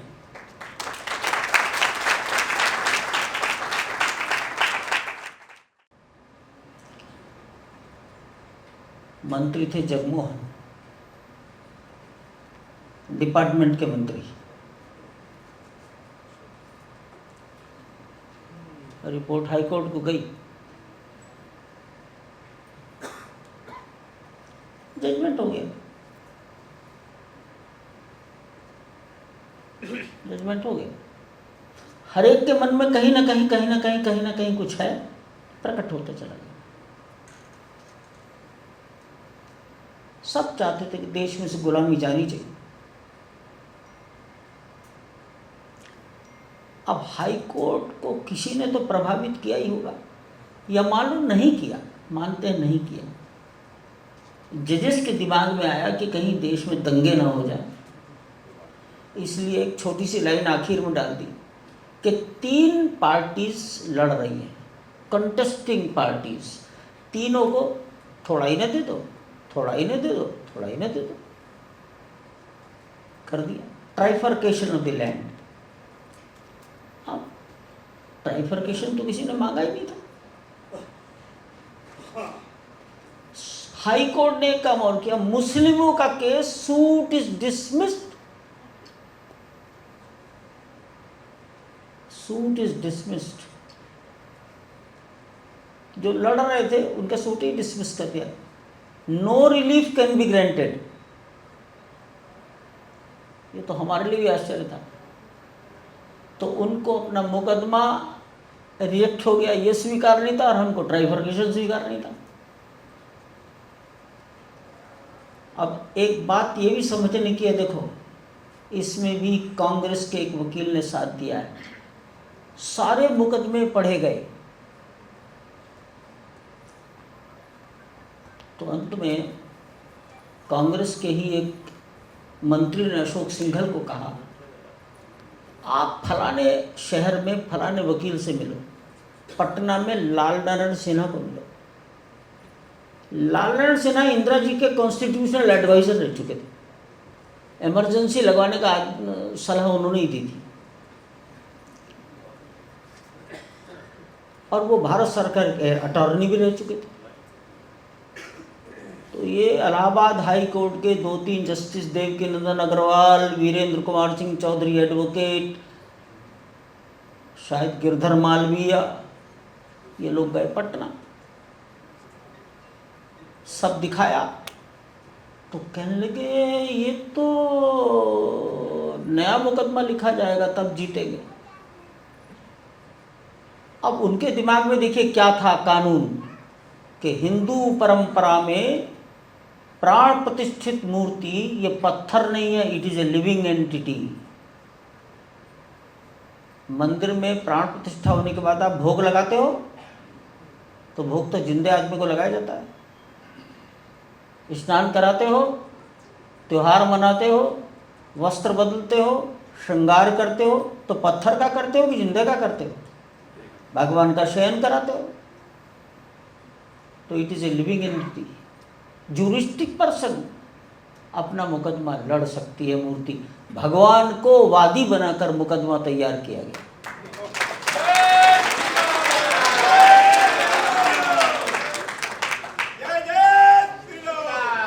एक और कानून कि मूर्ति इज अ माइनर।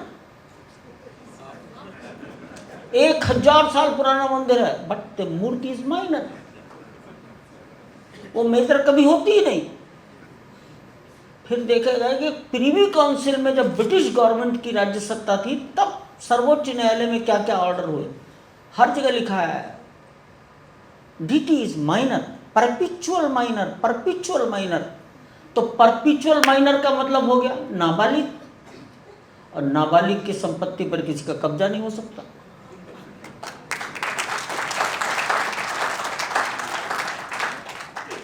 अब ये खोपड़ी तो कांग्रेस के थे, वो तो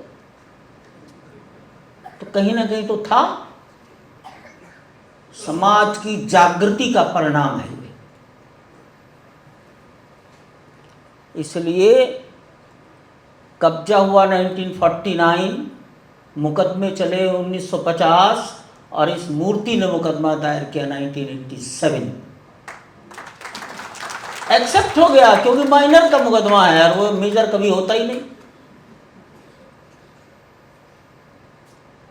वही मुकदमा जीत गया, बाकी सब मुकदमे dismiss, no relief can be granted.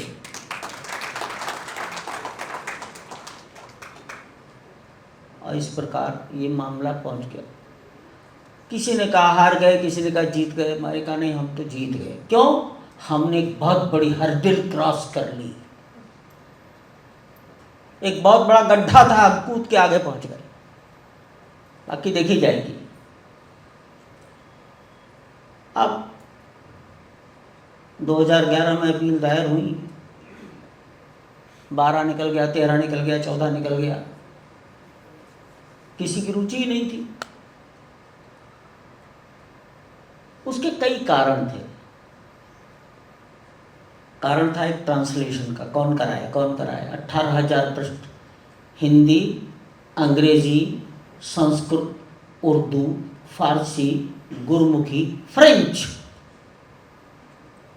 French का डॉक्यूमेंट 1750-1785 का 55 का है, ऑन रिकॉर्ड है फ्रेंच डॉक्यूमेंट। इसका इंग्लिश कौन कराए? तो जब योगी जी सरकार में आ गए तब इन्होंने कहा हम कराएंगे। भारत सरकार को कराने का वो बीच में पार्टी नहीं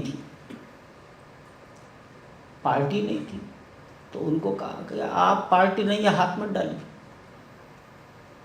जो पार्टी है वो हाथ डाले। तो वो आए योगी जी तो 17 में, तो इन्होंने कहा हम कराएंगे, हो गया। अब उसमें खर्च हुआ होगा ना, मेरे विचार से 80 लाख 1 करोड़ रुपया ट्रांसलेशन पर खर्च हुआ है। 18,000 पेजेस थे। ये तो मुझे जस्टिस चंद्रचूड़ ने बताया, दर्शन करने आए थे। मैंने पूछ लिया कितने थे, कहते 18,000 के लगभग थे।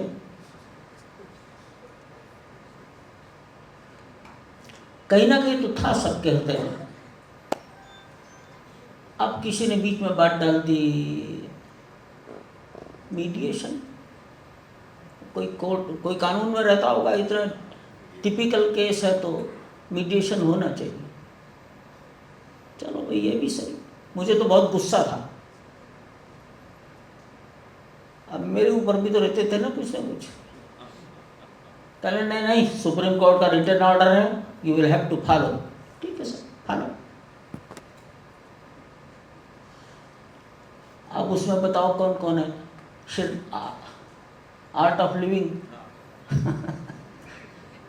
न हंसने के न रोने के, श्री श्री रविशंकर मीडिएशन कर रहे हैं हमारा।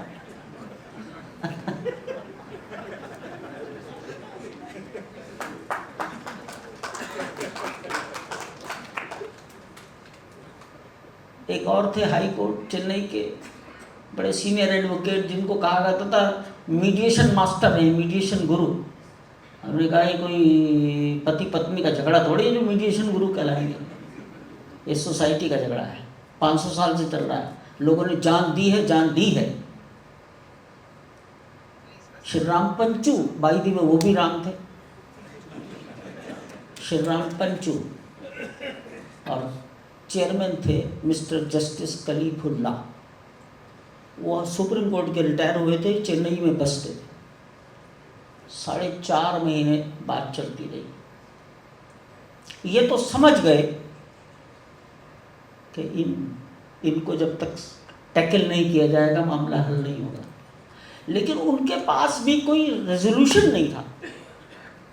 और इसलिए 4.5 महीने बाद एक दिन हमारे कार्यकर्ता ने उनको कहा, आपने हमारे 4.5 महीने बर्बाद कर दिए, अब हम कल से नहीं आएंगे। वो हमारा क्या कर लेंगे, घर में जाएंगे? 4 महीने से बात चल रही है, आपके पास कोई प्रस्ताव ही नहीं है। और इसलिए उन्होंने कुछ तो लिखा होगा कोर्ट को, और कोर्ट ने अगले दिन घोषणा कर दी 6 अगस्त से सुनवाई शुरू। हम तो बहुत तैयारी में लगे थे, अब आप देखिए, केशव पाराशरण कोर्ट ही छोड़ चुके थे, उन्होंने तो कोर्ट में आना ही बंद कर दिया था। आज उनकी आयु 97 में भी अक्टूबर में आ जाएंगे। तो 2019 में क्या रही। लेकिन उनके साथ हम बहुत दिनों से, और वो कोर्ट में आए, बाकी तो आप लोगों को सब मालूम है। ये भी बड़ा झगड़ा चला, सुप्रीम कोर्ट में अपील होनी है कि एसएलपी होनी है, और अंततः सब लोग तैयार हो गए, नहीं अपील ही होनी है। और इसलिए हाई कोर्ट के निर्णय को ही सब देखा गया। हाई कोर्ट का निर्णय कोई 100-200 पृष्ठ का नहीं है, 8000 पृष्ठों में है। सुधीर अग्रवाल जिसका नाम ले रहे हैं, दिल्ली में रहते हैं, 5000 पृष्ठ तो सुधीर अग्रवाल के हैं। और 2500 से अधिक पृष्ठों में लिखा था धर्मवीर शर्मा ने, और लगभग 250-300 पृष्ठों पर लिखा था जस्टिस SU खान। 2-3 बिंदुओं पर अपनी इंडिपेंडेंट राय देने के बाद लिख दिया था, मैं सुधीर अग्रवाल के हर एक विषय से सहमत हूँ।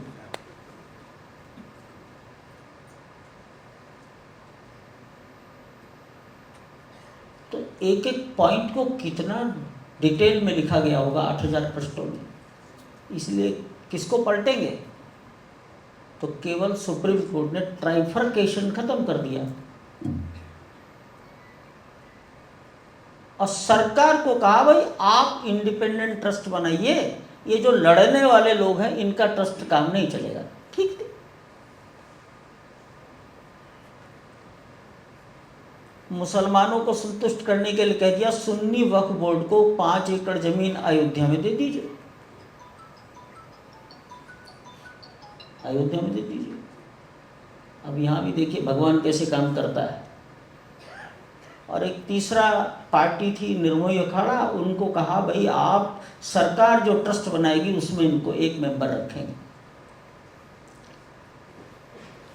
2017 में आ गए योगी जी, इन्होंने सबसे पहला काम किया, जिले का नाम अयोध्या, कमिश्नरी का नाम अयोध्या, फैजाबाद और अयोध्या मिलाकर कॉरपोरेशन का नाम अयोध्या। तो अयोध्या टाउनशिप से 25 से 30 किलोमीटर दूर लखनऊ रोड पर जमीन देती, अयोध्या में देती ना।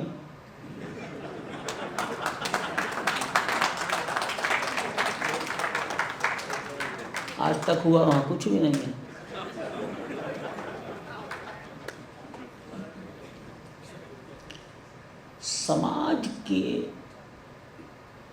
समाज का जागरण, आप कल्पना कर सकते हैं 10 करोड़ लोगों तक पहुंचे हैं हम।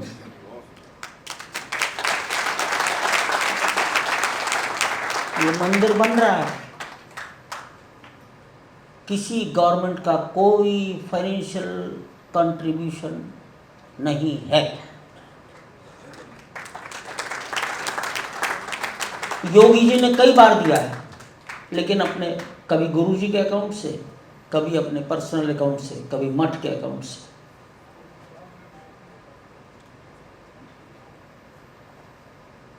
पचहत्तर एकड़ में सरकार को ही हमने दिया होगा कम से कम 400 करोड़ रुपया डिफरेंट डिपार्टमेंट्स की फीस या टैक्सेस।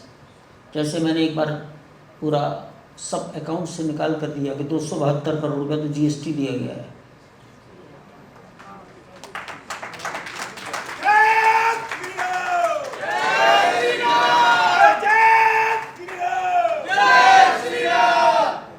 करोड़ रुपया तो बिजली का बिल पेमेंट हुआ है 5 साल में, अब तो बढ़ गया होगा, 11 करोड़ हो गया होगा। 5 करोड़ रुपया तो नक्शा पास कराने के नगर निगम को दिए गए। भविष्य में कोई न कहे कि सरकार के कारण बना है।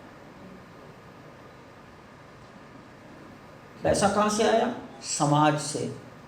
5 करोड़ लोगों का एक हमारा एस्टीमेट है, उन्होंने, उनकी कैपेसिटी 10 रुपये देने की थी, उन्होंने 10 रुपया ही दिया है, उनका योगदान है। ये जो आग लगी, हमें अपने इस कलंक को मिटाना है, इसका परिणाम है। हमारा सिस्टम कहता है कि कम से कम 10 करोड़ लोगों का कंट्रीब्यूशन है, इसलिए पहले दिन तय हो गया, इसमें किसी का नाम नहीं चाहिए। अगर नाम ही लिखना है तो उस आदमी का लिखा जाएगा जिसने गोली खाई है। अब गोली कितने लोगों ने खाई, हम तो 5-7 लोगों को जानते हैं, आप 2-4 को जानते हैं, मैं 10-12 को जानता हूं। 1934 में किससे जान दी, कौन जानता है? इसलिए नाम किसी का नहीं, बस of the society, by the society, for the society. और ये भी कहा गया, किसी से दान नहीं मांगना। रोज आरती करते हो, तेरा तुझको अर्पण क्या लागे मेरा, तेरा तुझको अर्पण क्या लागे मेरा, तो तेरा तुझको अर्पण। इसलिए कहा गया हमको चाहिए वॉलंटरी कंट्रीब्यूशन। अगर किसी के पास हमारी रसीद रखी हो तो देख लेना, उसमें लिखा है वॉलंटरी, वॉलंटरी कंट्रीब्यूशन। यहाँ बैठा है सीए लड़का हमारा, जिसको देखता था ये,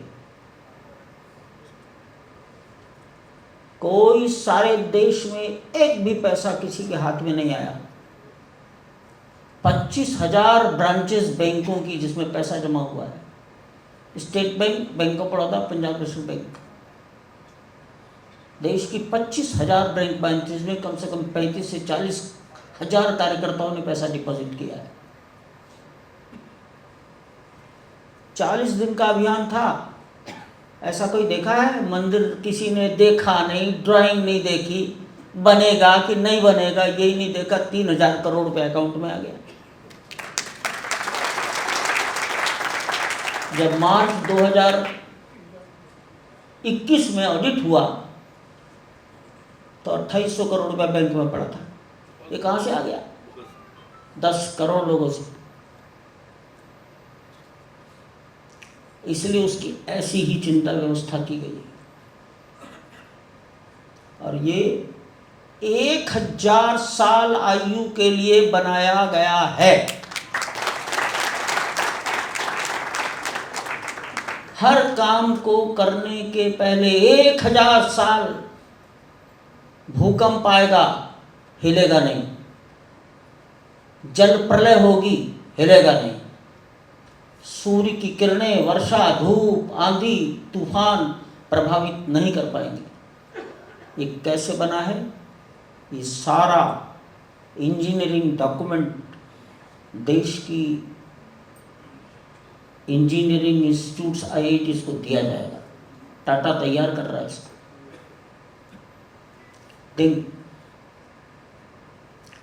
इस काम को करने में ये भी ध्यान रखा गया है, हमें भारत जगाना है। पहले दिन से भारत जगाना है, कोई फॉरेन ब्रेन नहीं चाहिए। पहले दिन से अमुक विशेषज्ञ विदेश का हमको नहीं चाहिए। इसलिए IIT Delhi, IIT Guwahati, IIT Bombay, IIT Madras, NIT सूरत, CBRI रुड़की, हैदराबाद में एक नेशनल जियो रिसर्च इंस्टीट्यूट है भारत सरकार का, एक बेंगलोर में है national institute of rock mechanics, Larsen Toubro, Tata. बस इन्हीं के इंजीनियर जो तय करेंगे वही फाइनल है। कोई फॉरेन ब्रेन नहीं चाहिए, हमें भारत जगाना है। सबने इसी माइंड सेट से काम किया है। मॉनिटरिंग बहुत अच्छी हुई। माननीय प्रधानमंत्री जी ने अपने एक बड़े विश्वसनीय IAS अधिकारी को कंस्ट्रक्शन कमेटी का चेयरमैन बनाया। नृपेंद्र मिश्रा 1967 बैच के IAS अधिकारी हैं, दिल्ली में रहते हैं। मैं कल भी उनके पास 2-2.5 घंटे बैठा, आज सवेरे भी बैठा। प्रति सप्ताह ऑनलाइन मॉनिटर करते हैं, आवश्यकता पड़ने पर प्रति 15 दिन अयोध्या जाते हैं। सारे देश के इंजीनियर्स इकट्ठे होते हैं, एक एक बारीकी से चर्चा करके आगे बढ़ते हैं। ऐसा ये, और मैं ये कहता हूँ 22 जनवरी 2024, 18 महीने बीती गए, लगभग 6 करोड़ जनता दर्शन कर चुकी है। काउंटिंग कर लीजिए दिन की, और उतने दिनों से 6 करोड़ को भाग कर दीजिए प्रतिदिन। मैं यहाँ बैठा हूँ, मैं कह सकता हूँ आज भी लगभग 70,000 लोगों ने दर्शन रात के 10 बजे तक कर लेंगे। किसी काम का कोई चार्ज नहीं लेंगे, समाज का है, समाज का है।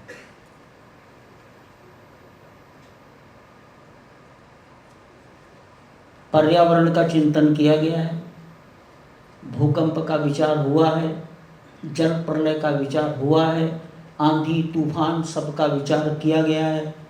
यात्रियों को क्या क्या कठिनाइयाँ होती हैं इसका विचार हुआ है, यहाँ कठिनाई ना हो इसकी सुविधा रखी गई है। इस मंदिर में अगर 1 लाख आदमी रोज आएंगे, इसका परिणाम नगर निगम की जनता पर क्या पड़ेगा, इसका बारीकी से विचार हुआ है। फॉर एग्जाम्पल, 0 डिस्चार्ज, बस एक शब्द रट लिया, क्या मतलब है? 70-75 एकड़ का एक ड्रॉप शहर की नाली में नहीं जाना चाहिए, सीवर बाहर नहीं जाना चाहिए। 2 सीवर ट्रीटमेंट अलग अंदर लगाए। पानी नगर निगम से नहीं लेंगे, जमीन से लेंगे, वाटर ट्रीटमेंट करेंगे, अंदर लगाए। रेन वाटर हार्वेस्टिंग 30 पॉइंट लगाएं। बिजली डायरेक्ट पावर हाउस से लेंगे, डेडिकेटेड लाइन, नगर निगम की जनता को कष्ट नहीं होना चाहिए। खर्चा कितना होगा छोड़ दो, नगर निगम के समाज को कष्ट न हो, अन्यथा तो परेशानी पैदा हो जाएगी। हमको 2 लाख लीटर पानी पर डे की जरूरत पड़ती है,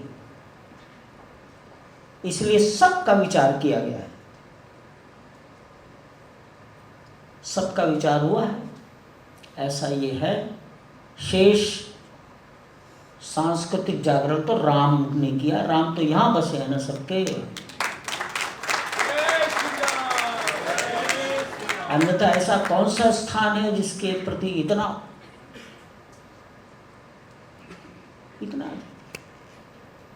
मंदिर बनना भी शुरू नहीं हुआ, ड्राइंग तैयार नहीं हुई और 3,000 करोड़ रुपए अकाउंट में आ गया। ये तो राम की माया है, राम की माया। तो ये जागरण है और इसका बीजारोपण मैं 1925 डॉक्टर हेडगेवार और उत्तर प्रदेश में भावराव देवरस, और इस आंदोलन को शुरू करने के पहले उनका आशीर्वाद लिया गया और उनका जाओ वहाँ और जाओ। और पहले दिन मान लिया गया है जल्दी में आंदोलन खत्म नहीं होगा। 1990 की घटना है। प्रधानमंत्री चाहते थे इसको कम कर दो, खत्म कर दो, विड्रॉ कर लो, हम ही हल कर देंगे। पूछ लेना कौन प्रधानमंत्री थे। तो आरएसएस की पूरी टीम बैठी,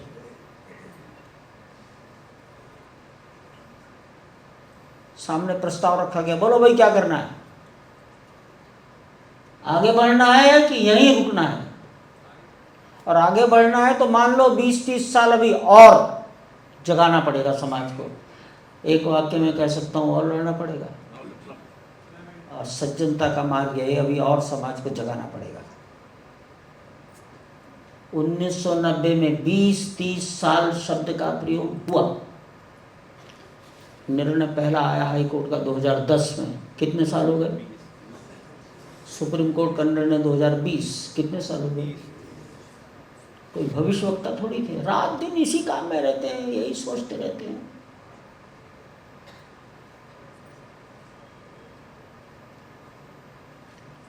ये आपके सामने छोटा मोटा रखा है, अब आप इसमें से अपना देख लीजिए।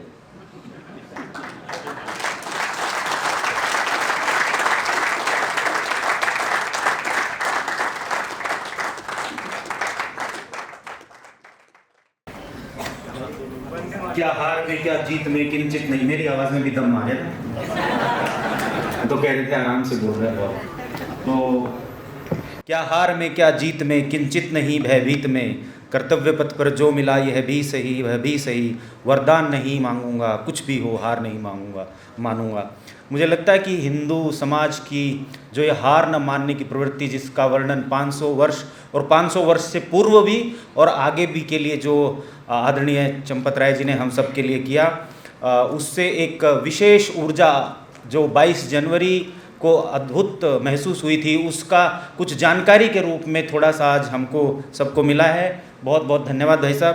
अब कार्यक्रम के अंत में मैं धन्यवाद ज्ञापन के लिए हमारे न्यास के वरिष्ठ उपाध्यक्ष, इस देश के बहुत ही प्रसिद्ध उद्योगपति मनोज अग्रवाल जी को स्टेज पर पहले से ही आमंत्रित करता हूँ।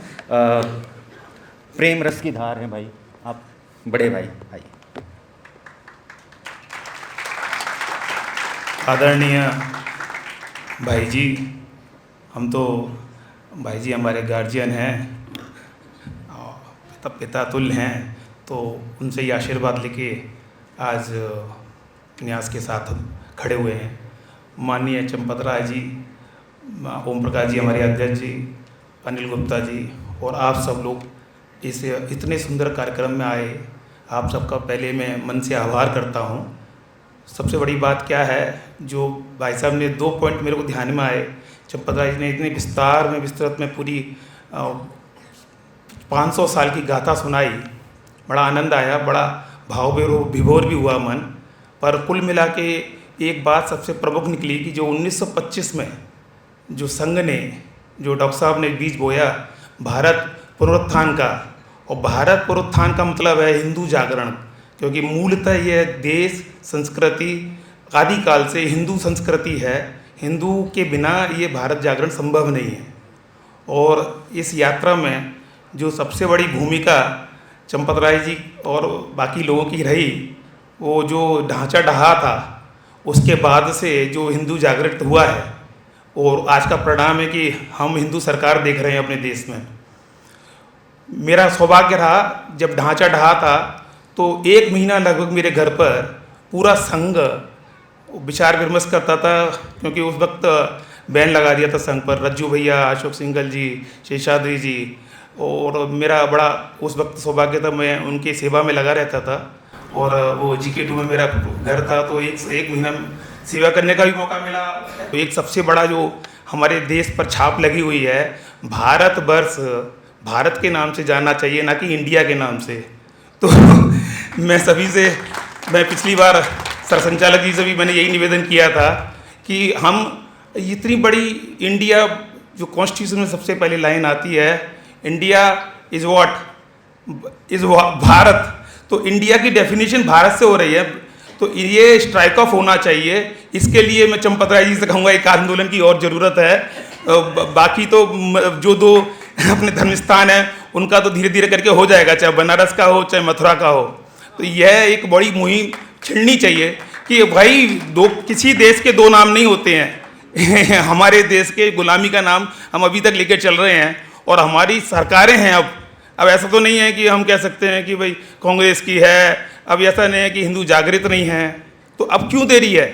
तो इसको स्ट्राइक ऑफ करने के लिए संघ को और विशेषकर जो जागरूक समाज है उसको उठ के इसके लिए आंदोलन करना चाहिए। तो मैं आप सबको बहुत बहुत धन्यवाद देता हूं अपने विचार के साथ में। आप लोगों ने इतनी तन्मयता से सुना और इतनी अच्छी संख्या में आए, और चिन्मया मिशन को उन्होंने इतना बढ़िया सुंदर ऑडिटोरियम प्रोवाइड कराया, और अपने मिशन के जितने अपने न्यास के लोग हैं, न्यासी हैं, उन सबको बहुत बहुत धन्यवाद, आभार। और ऐसे ही हमारा कार्यक्रम अटेंड करते रहिए, हम सबको बड़ी खुशी होगी। धन्यवाद।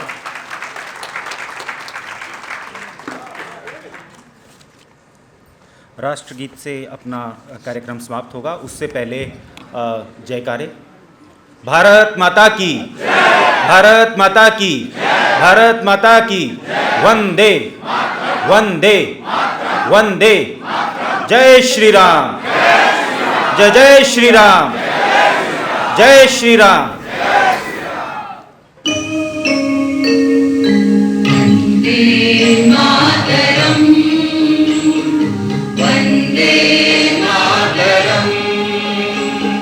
सुजलां सुफलां मलयज शीतलां शस्यश्यामलां मातरं वन्दे मातरम्।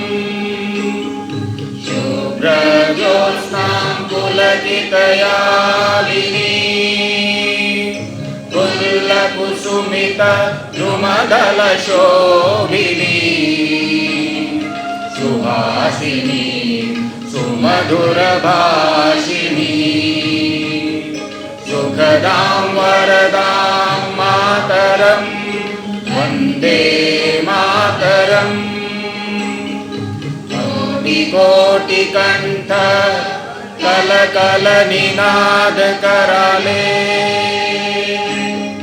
कोटि कोटि भुजै धृतकर करवाले अबला के नुमाए तो बले बहुबलधारिणी नमामि तारिणी रिपुदलवारिणी मातरं वन्दे मातरम्।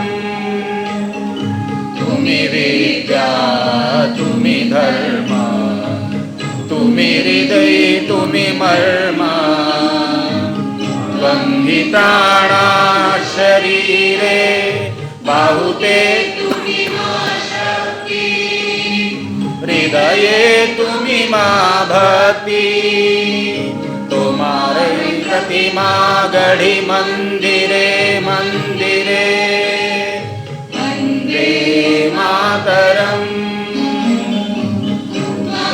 दुर्गा दश प्रहरण धारिणी कमला कमलदल विहारिणी वाणी विद्या दायिनी नमामि त्वां नमामि कमला कमला अतुला सुजला सुफला मातरम् वन्दे मातरम्।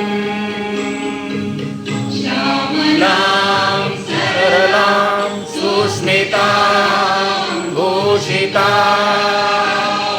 धरणी भरणी मातरं वन्दे मातरम् वन्दे मातरम्।